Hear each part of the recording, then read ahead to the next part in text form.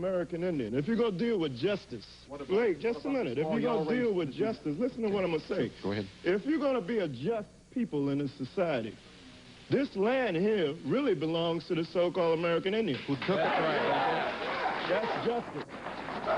Okay? Now, if you're going to talk about Christ, you got to go back to the law of justice.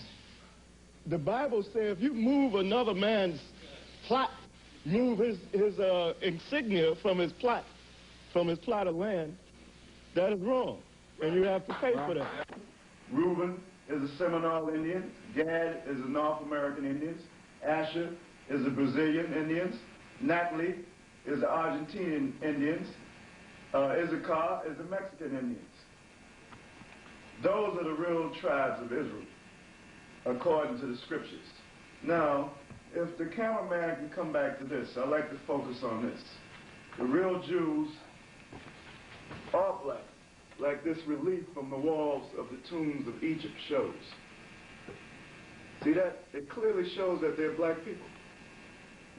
Now, the caption under this says, brick making by the Jews in Egypt. Now, this is in the back of a Bible. Through the Bible, they got pictures of Europeans, false pictures, like this picture here of Christ. That's a false image. Christ was not a so-called white man. Matter of fact, we're going to go and read some of the scriptures. All the children of Israel were so-called black people. Jeremiah 14:2 tell you that Judah was black unto the ground. I'm going to read that now.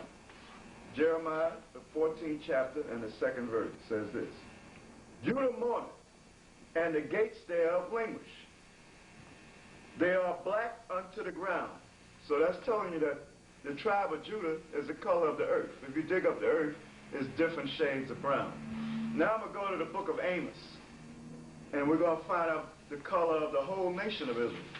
Amos, the 9th chapter and the 7th verse says this. Bear with me a minute. Are you not as the children of the Ethiopians unto me, O children of Israel? So what is that saying? That's saying that the Israelites look like the Ethiopians. Now, I want to go and get the color of Christ, because the color of Christ is in here. Also, Christ's birthday is in the Bible. So I'm going to the book of Revelation, and we're going to see what color Jesus Christ is. This is Revelations. I'm going to read the 1st chapter and the 1st verse, the revelations of Jesus Christ. Now I'm going to jump down to the 13th verse and read down to the 15th. And in the midst of 7 candlesticks, John on the Isle of Patmos saw this vision of Christ. One like unto the Son of Man, clothed with a garment down to the foot, and girded about the paps with a golden girdle, like you see us wearing girdles, because this is the customs of our forefathers. That's the reason why we wear girdles and armbands in the Eastern garments, because it's a custom of our forefathers. Now the 14th verse, his head and his hairs were white like wool. He had woolly hair, not like the image they show you, as white as snow, and he was fully gray. And his eyes were as a flame of fire. His eyes was red because he was a wine drinker. Like it alluded to him in the book of Genesis, the 49th chapter, it says his eyes would be red with wine. And his feet, in the 15th verse, like unto fine brass, as if they burnt in a furnace. So he was a very dark, brown-skinned man. Brass is brown, and if you burn it, it's very dark, meaning he's a very dark-skinned man. Now, I'm going to go from there and go to the book of Luke, and I'm going to read about Christ's birthday. Because recently you had a holiday called Christmas, and they told you that Christ was born on December the 25th. That's a lie.